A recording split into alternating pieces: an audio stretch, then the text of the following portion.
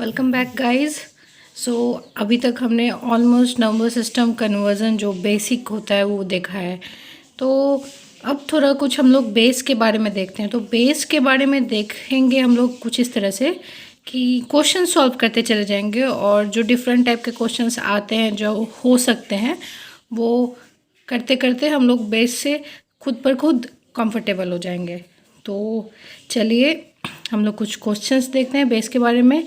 पर आगे बढ़ने से पहले अगर आपने मेरे चैनल को सब्सक्राइब नहीं किया है तो ज़रूर सब्सक्राइब करें और फर्दर नोटिफिकेशन के लिए बेल आइकन को ज़रूर प्रेस करें। और आपको अगर ये वीडियो अच्छा लगे तो लाइक करना ना भूलें। तो चलिए देखते हैं कुछ क्वेश्चंस। तो ये कुछ क्वेश्चंस हैं। हो सकता है नेक्स्ट वीडियो में भी मैं कुछ क्वेश्चंस बताऊं, तो देखते रहिए।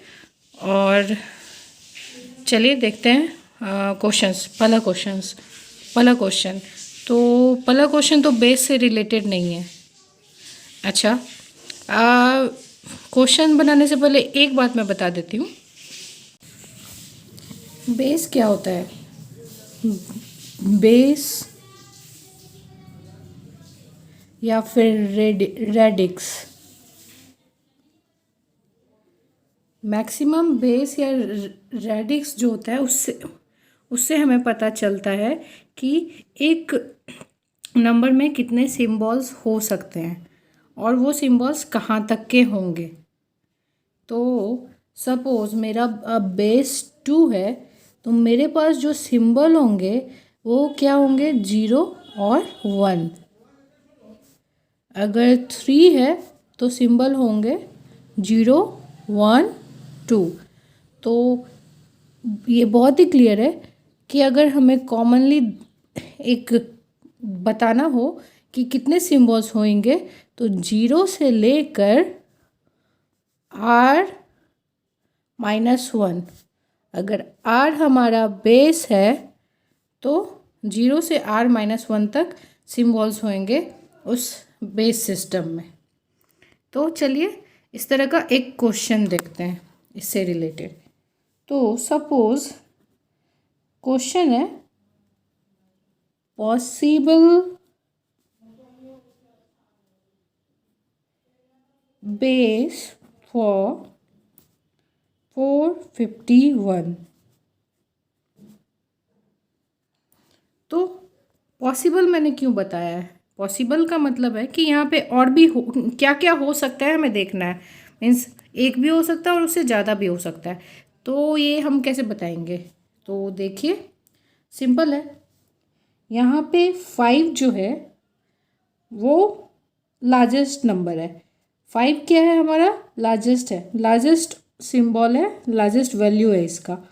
तो इसका वैल्यू लार्जेस्ट है तो इसका मतलब इससे ज़्यादा ही होगा R, इससे कम तो नहीं होगा। तो 5 लार्जेस्ट है तो फॉर्मूला क्या होता है? जो लास्ट नंबर होता है वो R-1 होता है। लास्ट नंबर यानी कि लार्जेस्ट नंबर जो होता है वो R-1 होता है। तो अगर लार्जेस्ट इसका 5 हम लेते हैं तो R क्या होगा? R = 5 + 1 6। तो 6 है। अब आप ही देखिए ना, अगर बेस 2 है तो सिंबल तो 0 1 हो गया, 3 है तो 0 1 2 हो गया, 4 है तो 0 1 2 3 हो गया। तो इस तरह 5 में भी नहीं होगा तो 6 में जाके एट द एंड होगा। और फिर ये सेम 5 जो है सिंबल 7 में भी हो सकता है, बेस 7 सिस्टम में भी हो सकता है, बेस 8 सिस्टम में भी हो सकता है, बेस 9 सिस्टम में भी हो सकता है।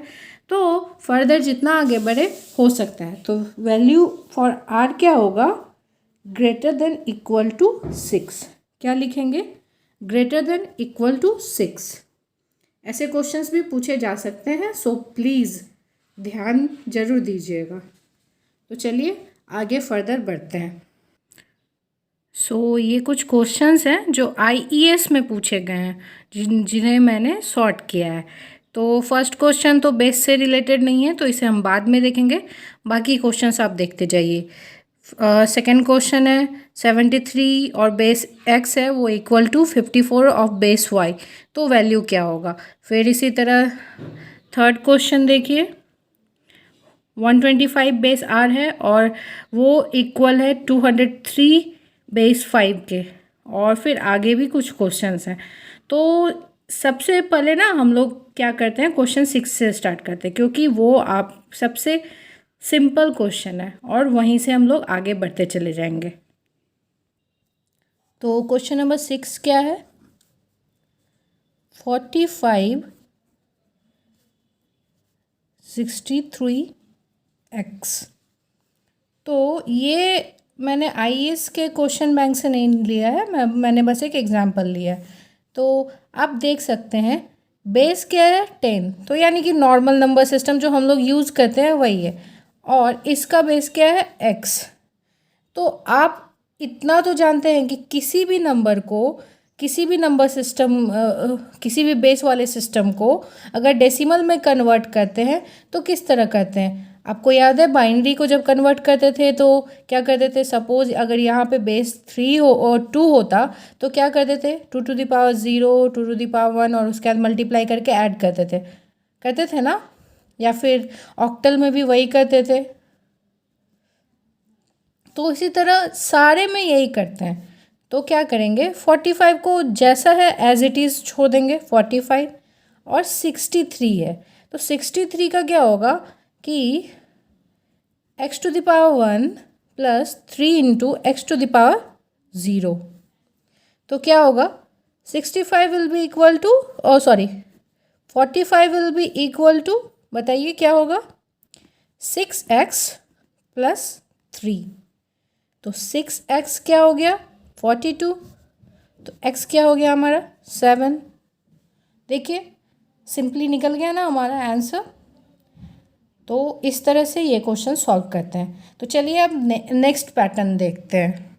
ये एग्जाम्पल हमने लिया था डेसिमल के लिए, तो चलिए डिफरेंट बेस सिस्टम में भी एक बार एग्जाम्पल ले लेते हैं। जितनी बार सेम पैटर्न के क्वेश्चन हम लोग सॉल्व करेंगे उतना ही कॉन्सेप्ट क्लियर होगा और उतना ही याद होते चला जाएगा। इसलिए चलिए ऐसा ही एक सेम क्वेश्चन लेते हैं 63।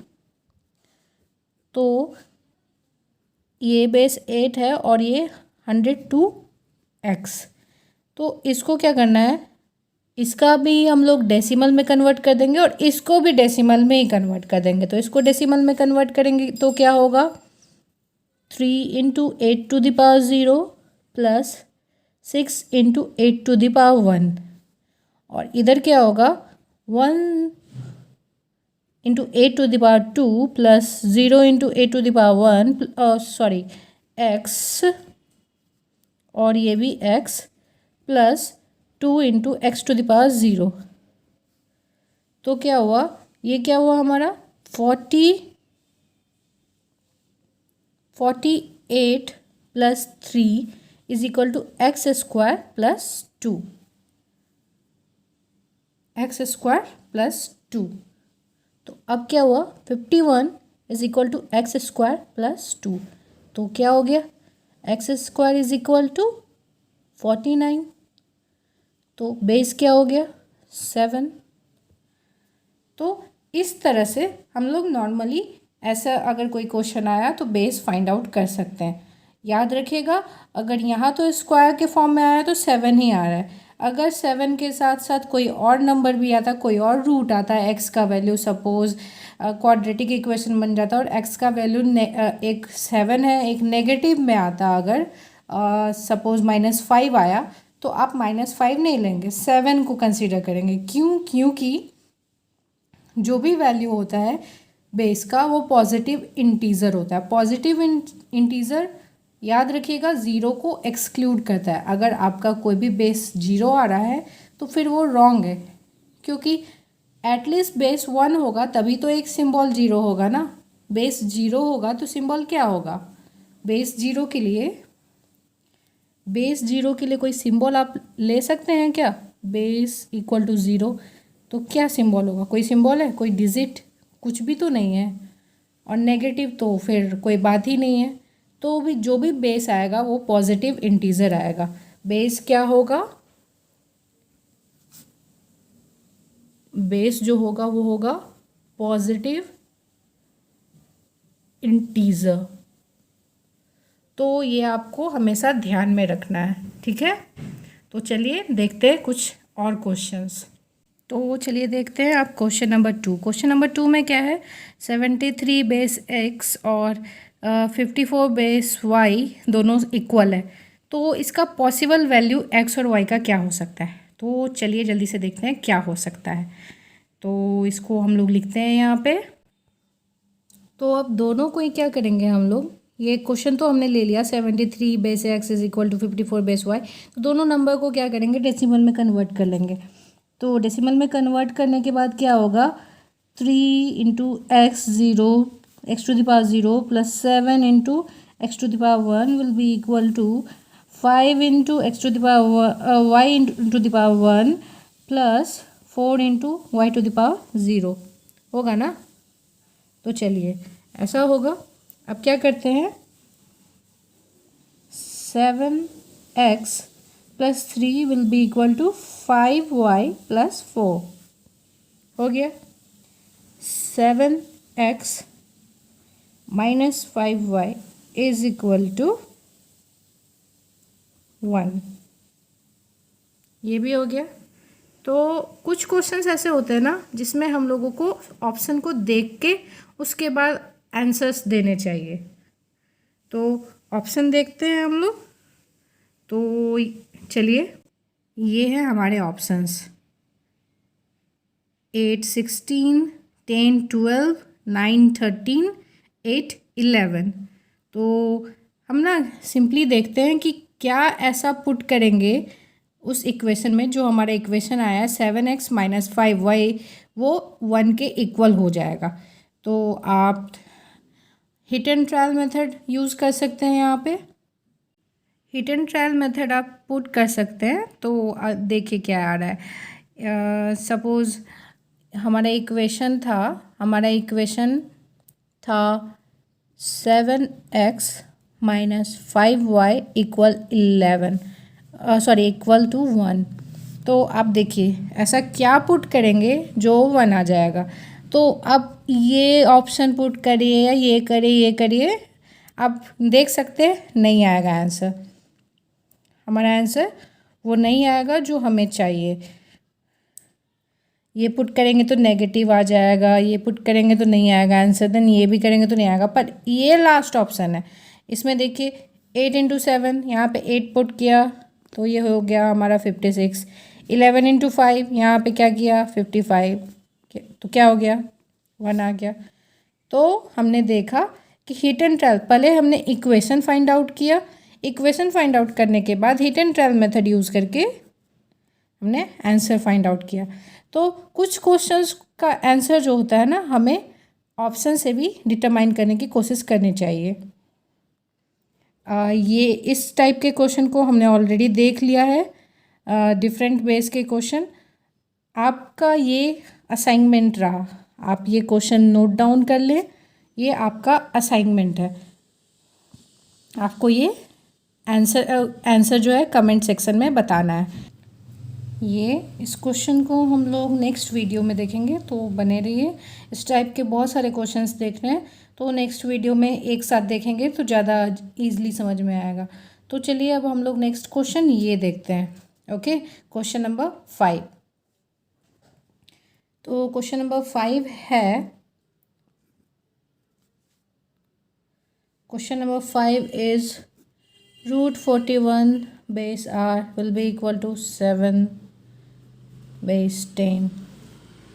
तो हमें बताना है कि बेस r क्या है। ओके, r क्या है, रेडिक्स r क्या है हमारा। तो 7 है, नॉर्मली 7 तो 7 ही है डेसिमल के अंदर।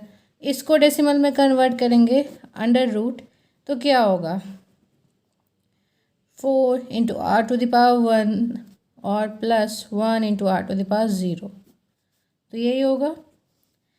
चलिए अब क्या हो गया, 4r plus 1 will be equal to 7। तो अब क्या करना है, sorry root 4r plus 1 will be equal to 7। तो स्क्वायर कर देंगे बोथ साइड, तो 4r plus 1 will be equal to 49 So R will be equal to 48/4, that is equal to 12. तो ये था हमारा एक क्वेश्चन जो कि IES 1988 में पूछा गया है। आप एक और IES का सिमिलर क्वेश्चन आपको मैं असाइनमेंट के लिए दे रही हूँ, आप ज़रूर करें और आंसर जो है वो कमेंट सेक्शन में बताएं। तो ये एकदम सिंपल सिमिलर क्वेश्चन है, बस सिमिलर क्वेश्चन इसलिए दिया था कि आपको याद ही हो जाए करते करते। तो अभी के लिए इतने ही, और वीडियो बहुत बड़ा हो जाएगा वरना, और आप लोगों के लिए भी बोरिंग हो जाएगा। तो चलिए नेक्स्ट वीडियो में मिलते हैं। तब तक के लिए आप ये क्वेश्चंस देखिए, और अगर आपको और भी क्वेश्चंस मिले तो प्रैक्टिस करिए, और कुछ पूछना हो तो कमेंट सेक्शन में ज़रूर बताइए। तो चलिए, ऑल द बेस्ट, प्रैक्टिस करते रहिए और इन्जॉय करिए, और सब्सक्राइब करना मत भूलिए। टाटा।